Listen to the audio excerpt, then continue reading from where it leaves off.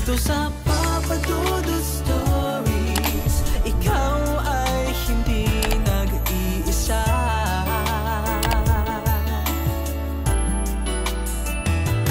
Dito sa Papa Dudut Stories, may nagmamahal sa'yo. Maraming nagagawa ang pag-ibig sa buhay natin. Pwede nitong gawing matalino o bobo ang isang tao. At pwede ring dumating sa punto na maging bulag na tayo sa kasinungalingan ng iba. Dear Papa Dudut, hi po pati na rin po sa mga nakikinig ngayon. Itago nyo na lamang po ako sa pangalang Yvette. 26 years old, taga Iloilo at nagtatrabaho sa paggawa ng sapatos dito lang din sa amin. 4 pala kaming magkakapatid at ako ang pangalawa, Papa Dudut. Nasa high school ako at college naman si ate nang mamatay si Papa nang dahil sa sakit niya sa atay. Mula noon ay medyo naghirap na ang buhay namin. Huminto sa pag-aaral si ate at nagtrabaho sa Maynila. Nang makatapos naman ako ng high school ay sumunod ako sa kanya na magtrabaho doon.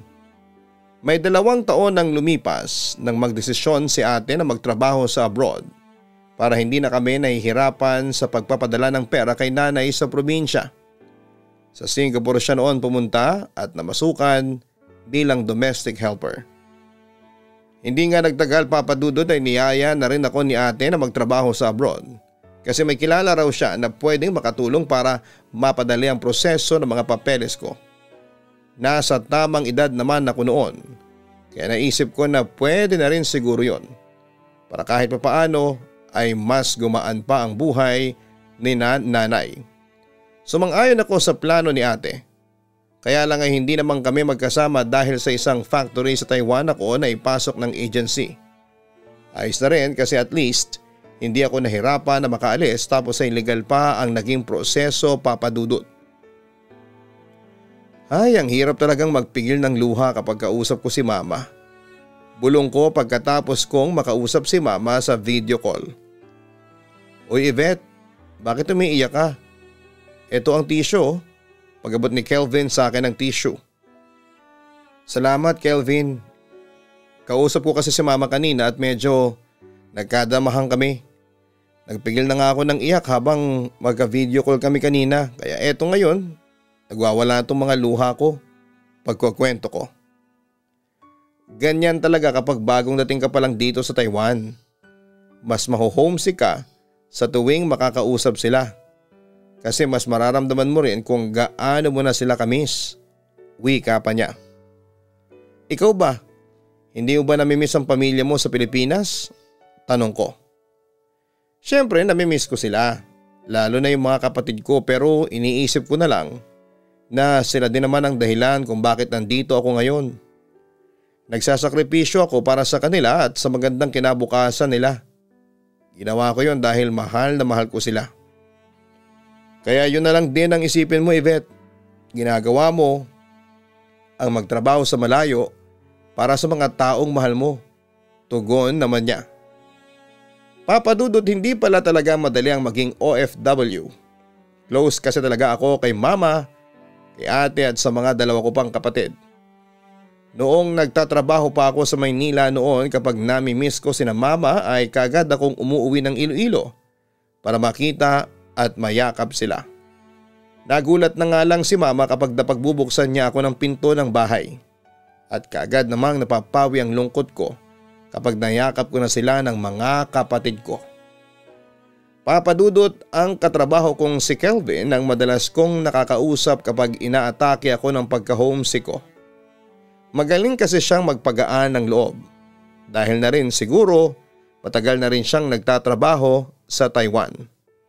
Siya rin ang naging madalas kong kasama sa tuwing wala kaming pasok sa trabaho. Sinasamahan niya akong pasyalan ng iba't ibang mga magagandang lugar sa Taiwan. Pati na nga ang mga masasarap na kainan doon. At hindi nga nagtagal, nahulog na ang loob ko sa kanya hanggang sa magkaroon na kami ng relasyon, Papa Dudut. Kelvin, matanong ko lang. Kailan mo pala ako ipapakilala sa pamilya mo? Tanong ko habang sabay kaming kumakain ni Kelvin. Bigla naman siyang naubo noon. Bakit parang masyado ka naman nagulat sa sinabi ko? Ito ang baso ng tubig uminom ka muna. Natatawa at may pagtatakang tanong ko bago ko siya inabutan ng baso ng tubig na kaagad niyang ininom. Ano nga ulit yung tinatanong mo? Tanong ni Kelvin. Kung kailan mo ako ipapakilala sa pamilya mo, pag-ulit ko. Kailangan pa ba yun? Tanong pa niya. Oo naman, syempre. Pwera na lang kung hindi ka pa seryoso sa akin. Nakalabing wika ko. Yvette, alam mo naman kung gaano ako kaseryoso sa relasyon natin, hindi ba? Nung una pa lang kitang makita, gusto na talaga kita. At kagaya mo seryoso ko sa kung ano man ang namamagitan sa ating dalawa ngayon. Pero kasi masyado pang maaga para isipin natin ang mga bagay na tungkol dyan. May tiwala ka naman sa akin, hindi ba? Kaya i-enjoy muna natin ang mga oras na magkasama tayo dito sa Taiwan. Promise kapag umuwi tayo ng Pilipinas, ipapakilala na kita sa buong angkan namin. Pangako niya sa akin. Papadudot, mag-iisang taon na ang relasyon namin ni Kelvin nang magdesisyon kaming magsama na sa iisang bahay. Sa kanya nang galing ang ideya na yon para daw pareho kaming makatipid sa mga gastusin. Wala naman naging problema sa akin dahil ramdam ko na seryoso naman si Kelvin sa relasyon naming dalawa. Sigurado ako na mahal niya ako. At kahit na hindi niya ako pinakilala sa pamilya niya, pinaparamdam niya yon sa iba't ibang paraan na alam niya. Si Kelvin naman ay kilala na siya ni na mama at ng mga kapatid ko. Pinakilala ko siya nang magka-video call kami ng pamilya ko at wala naman silang pinakita na pagtutol sa pakikipagrelasyon ko kay Kelvin. Bago rin kami magsama ni Kelvin sa isang bahay ay pinaalam ko na yon kay mama at ate Papadudot. Sinabi nila na nasa tamang edad na ako at kaya ko na raw magdesisyon para sa sarili ko. Pinaalala lang nila sa akin na kapag may isang beses na sinaktan ako ni Kelvin, wag na raw ako magdalawang isip na iwanan ang boyfriend ko. Wag na wag ko raw gagawing kawawa ang sarili ko para lang sa relasyon namin ng lalaking mahal ko. At palagi rin nilang pinapaalala na mas piliin at mahalin ko pa rin ang sarili ko kesa sa ibang tao, Papadudot. Papadudot, dumaan pa ang ilang buwan hanggang sa hindi ko na napansin na halos 2 taon na pala ang relasyon namin ni Kelvin. Pero ni minsan ay hindi niya pa ako ipinakilala sa pamilya niya kahit sa tawag o video ko lang. Palagi niyang sinasabi na busy ang mga ito at walang oras na makausap ako. Sinabi niya rin na mas okay kung makikilala ako ng pamilya niya kapag nakauwi na kami ng Pilipinas. Nung una'y palagi ko siyang kinukulit na ipakilala ako kahit man lang sa magulang muna niya. Pero hindi pa rin siya pumayag. Kasi nga'y masyadong abala ang mga ito para pagtuunan pa ako ng pansin. Ayaw niya rin daw na mag-isip ang mga magulang niya na may kalokohan na siyang ginagawa sa Taiwan. Ilang buwan pa ang lumipas nang magdalang tawa ko, Papadudot. Kinabahan talaga ako kasi hindi ko alam kung paano ko yon sasabihin sa pamilya ko. At hindi rin ako sigurado kung matatanggap ba ni Kelvin ang magiging anak namin. Pareho kasi kaming may responsibilidad na dinadala sa pamilya. Kaya ang kinakatakot ko noon ay paano kung hindi pa siya handa na maging ama ng dinadala kong bata sa sinapupunan ko.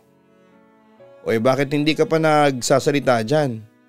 Tapos nakatitig ka lang sa screen ng cellphone mo. Hindi ka ba natutuwa na magkakanak na tayo? Tanong ko nang matulala na lamang si Kelvin sa cellphone ko.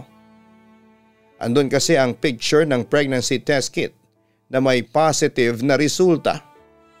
Natutuwa syempre. Medyo nagulat lang kasi ako. Hindi ba? Alam mo naman na pareho tayo nag-iingat?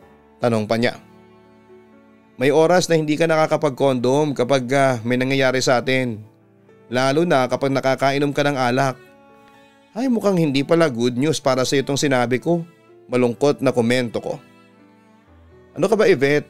Huwag kang mag-isip ng ganyan. Magandang balita ito para sa akin.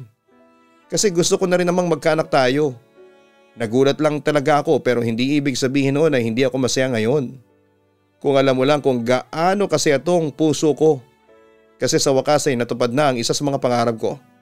Ang maging nanay ka na magiging anak ko. Ang wika naman niya. Papadudot nakita ko ang pagkagulat sa mukha ng partner kong si Kelvin nang sabihin ko sa kanya ang tungkol sa pinagbubuntis ko. Inaasahan ko na rin yon kasi kahit naman ako ay nagulat at natakot nang makita ko ang resulta sa ginamit kong PT kahit nagsasama na kaming dalawa sa isang bahay. Sinusubukan naman naming mag-ingat sa tuwing may mangyayari sa amin para hindi ako mabuntis. Pero naisip ko noon na siguro ay oras na rin para makapagsimula kami ng bagong stage ng relasyon at buhay namin ni Kelvin. Nangako naman siya na hindi niya kami pababayaan ng magiging anak namin. Sinabi niya rin na matagal niya nang pangarap na maging tatay at masaya siya na ako ang magiging nanay ng unang anak niya. Simula raw kasi nang maging kami ay wala na siyang ibang nakitang babae na gusto niyang makasama sa panghabang buhay. Ako lang yon at pangarap niya raw na mabuo kami bilang isang pamilya balang araw, Papa Dudut.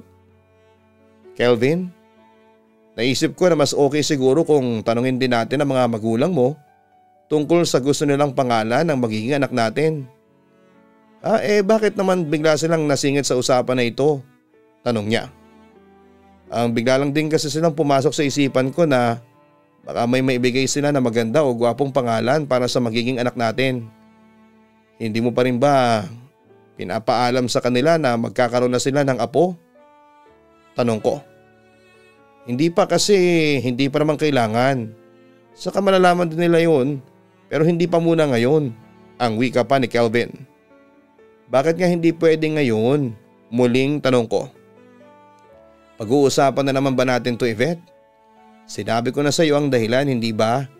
Ayoko munang ipaalam sa kanila ang tungkol sa iyo kasi alam ko na magagalit sila. Baka isipin nila na hihinto na ako sa pagsuporta sa pag-aaral ng mga kapatid ko dahil lang sa magkakaanak na ako sa iyo. Pag-iwas niya sa topic. Kelvin, nasa tamang edad ka na. Siguro naman ay maintindihan nila ang sitwasyon natin ngayon. Giit ko. Ikaw ang hindi nakakaintindi sa akin, Yvette.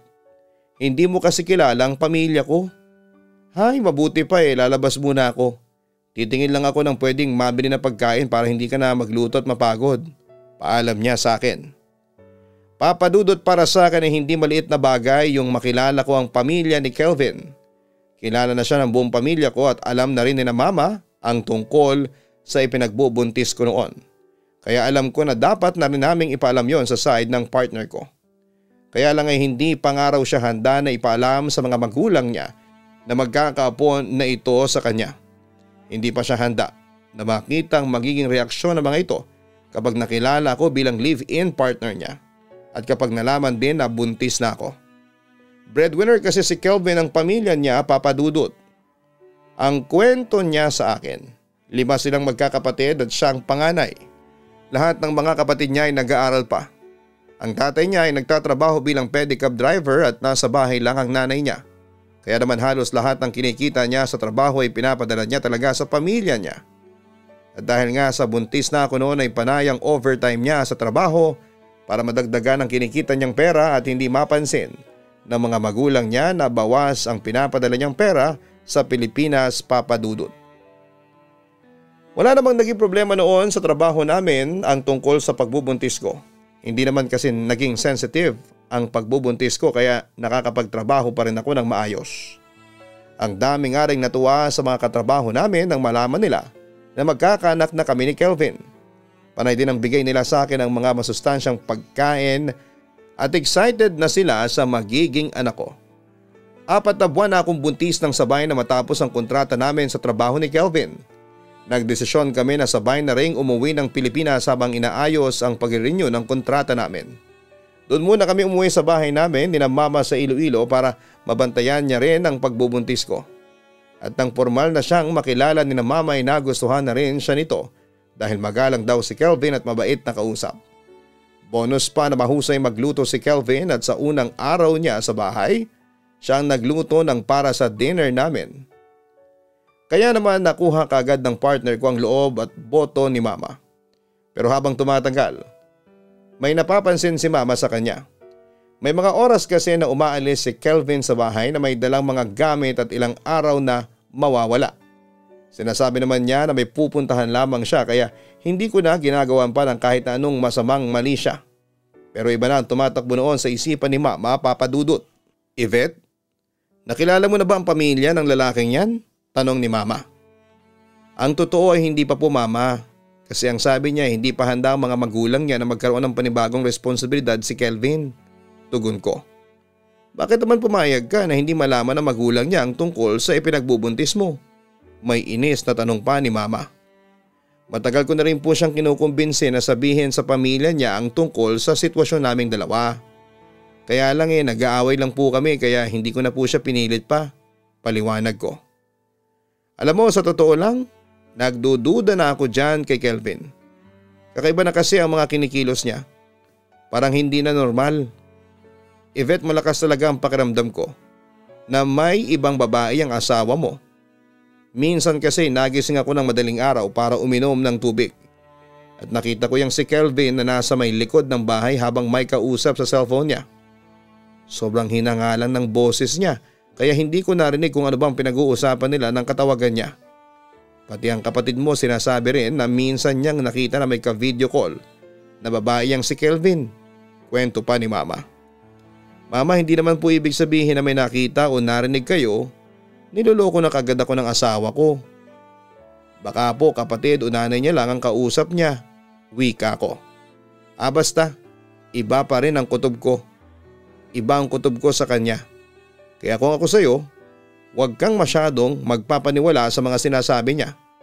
Dahil baka mamaya ay may ibang babae na pala talaga siyang kinakalokohan, ang sabi pa ni Mama. Papa Dudut, hindi lang naman si Mama ang may kakaibang nararamdamang kutob tungkol sa live-in partner ko na si Kelvin. Matagal ko nang napapansin noon ang mga kakaibang kinikilos niya. Yung mga kinakausap niya sa tawag habang mahina ang boses niya na parabang ayaw iparinig sa akin ang mga sinasabi niya. Tapos ay dumagdag pa yung pag-alis-alis niya sa bahay namin tuwing Sabado. Tapos ay babalik siya ng Lunes o Martes ng gabi. Ang sabi niya nung una ay may naasikaso raw siya na negosyo na malapit lang sa lugar namin. Tapos nagbago na ang dahilan niya at sinabi niya na tungkol naman daw sa pagre-renew ng kontrata sa trabaho sa Taiwan ang pinupuntahan niya. Kaya ilang araw siyang nawawala. Hindi ko alam kung parte lang ba ng pagbubuntis ko ang kutob na nararamdaman ko na may ibang babae ang partner ko. Dumagdag pa ang mga napapansin ni Mama sa kanya. Pati na rin ng mga kapatid ko. Alam daw nila na may tinatago si Kelvin na bagay na dapat ko nang malaman noon. Kaya dumating ang araw na hindi ko na napigilan ang sarili ko na kumprontahin siya. Sinabi ko na alam ko na may kabit siya kaya palagi siyang umaalis ng bahay. Pero iba ang nalaman ko ng araw na yon. O sige, gusto mo talagang malaman ang katotohanan? Aaminin ko na, Yvette, wala akong kabit dahil may asawa ko. At ang asawa ko ang palagi kong pinupuntahan sa tuwing aalis ako dito sa bahay ninyo. Pasigaw na pag-amin ni Kelvin. Ano? May asawa ka na? Ang ibig sabihin kasal ka na sa ibang babae? Hindi makapaniwalang tanong ko. Oo, kasal na ako sa kanya at may 4 na kaming anak. Hindi totoo yung sinasabi. Yung sinasabi ko tungkol sa mga magulang o kapatid ko dahil matagal na akong ulila. Pero maniwala ka sa akin. Kahit kasal na ako ay ikaw pa rin ang mahal ko, ang wika niya. Sinungaling ka, niloko mo ko, naiiyak na sigaw ko. Yvette, sorry, naipit lang naman ako sa sitwasyon, ang wika niya. Anong letseng sitwasyon ang ibig mong sabihin, Kelvin? Tanong ko. Nung unang araw na nakilala kita, nagkagusto na kagad ako sa iyo. Hanggang sa tuluyan na kitang minahal kaya natakot ako na sabihin sa iyo ang katotohanan. Kasi ayoko mawala ka sa akin, Yvette. Tugon niya. Kaya ginawa mo lang akong kabit mo at sinabay mo ako sa asawa mo, ganon? Napakahayop ng ugali mo, Kelvin. Napakasinungaling mo. Napakasama mo. Sigaw ko. Yvette, sorry. Sorry talaga. Minahal naman talaga kita, patawarin mo na ako. Pagsusumamo niya. Gusto mong umalis, hindi ba? Ayan na ang mga gamit mo. Umalis ka na rito sa bahay namin. Dalhin mo na lahat ng mga gamit mo at huwag ka nang babalik. Sigaw ko habang inihahagi sa kanya ang mga gamit niya. Yvette, please, huwag mong gawin sa akin to. Ang totoo ay bala ko na rin namang iwanan ng asawa ko para sa iyo. Kasi ikaw ang mahal ko. Ikaw at ang magiging anak natin. Pakiusap niya. Hindi mo siya iiwanan, Kelvin. Babalik ka sa kanya. O kung gusto mo talaga siyang iwanan, sige, bahala ka. Wala na akong pakialam, pero eto ang tandaan mo. Kahit na ano pang gawin mo o sabihin mo, hindi ka na makakabalik pa sa buhay ko. Kaya umalis ka na dahil ayoko nang makita yung hayop mong pagmumuka, pagmamatigas ko. Siguro nga papadudod sa umpisa pa lang ay alam ko nang niloloko ako ni Kelvin pero dininay ko lang yon sa sarili ko. Kumbagay ako mismo ay niloko ko rin ang sarili ko.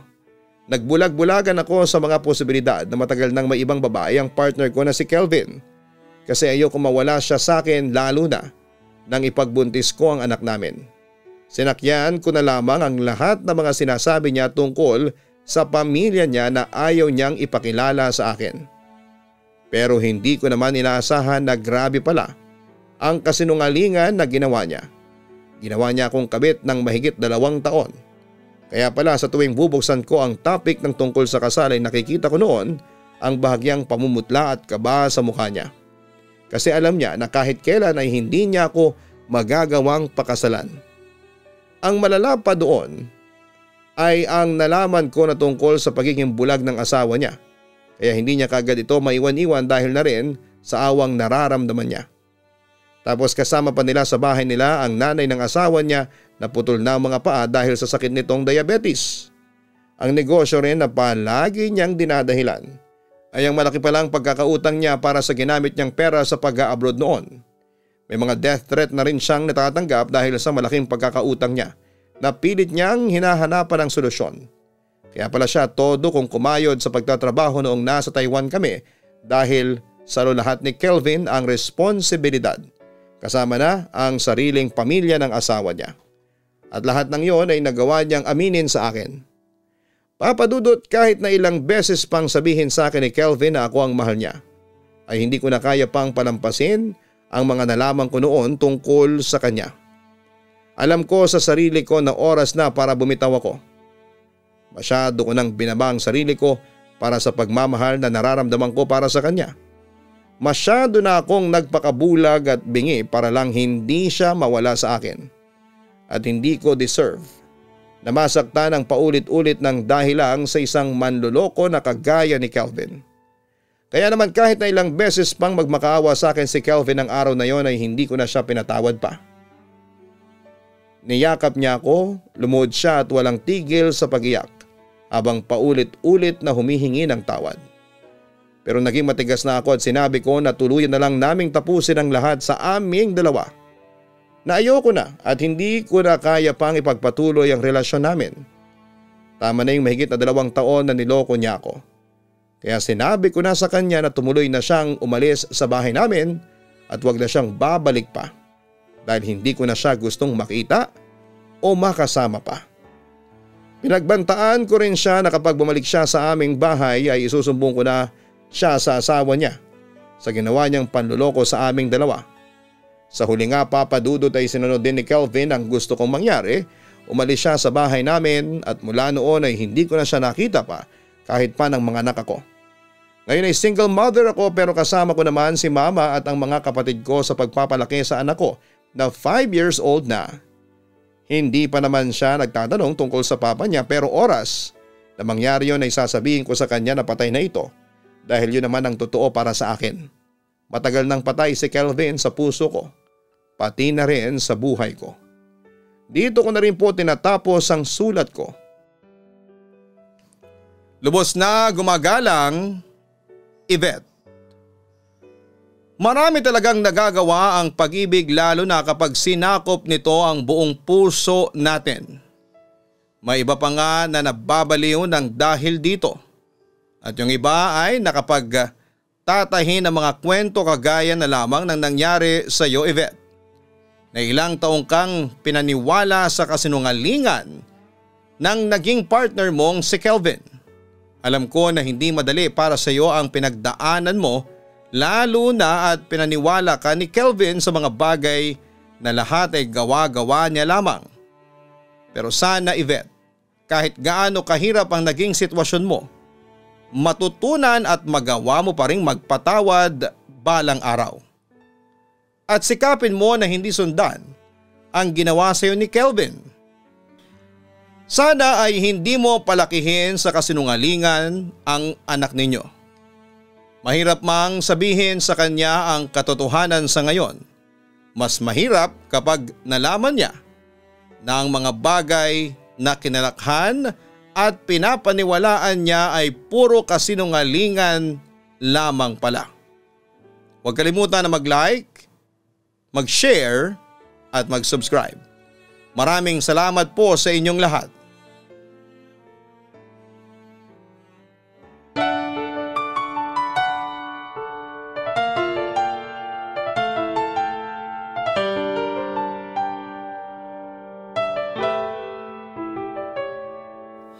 Ang buhay ay mahiwaga, laging may lungkot at saya. Sa Papa Dudut Stories, laging may karamay ka.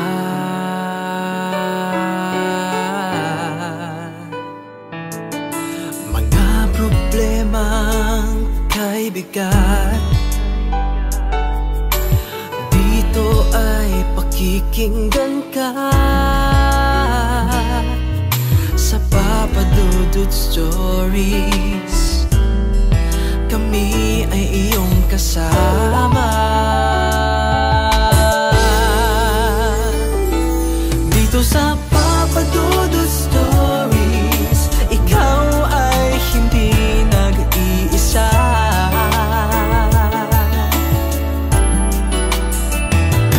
Dito sa Papa Dudut Stories, may nagmamahal sa'yo. Papa Dudut Stories,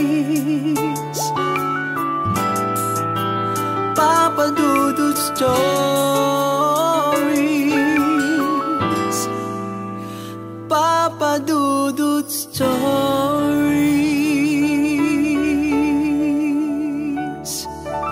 Hello mga ka-online, ako po ang inyong si Papa Dudut. Huwag kalimutan na mag-like, mag-share at mag-subscribe. Pindutin ang notification bell para mas maraming video ang mapanood ninyo. Maraming salamat po sa inyong walang sawang pagtitiwala.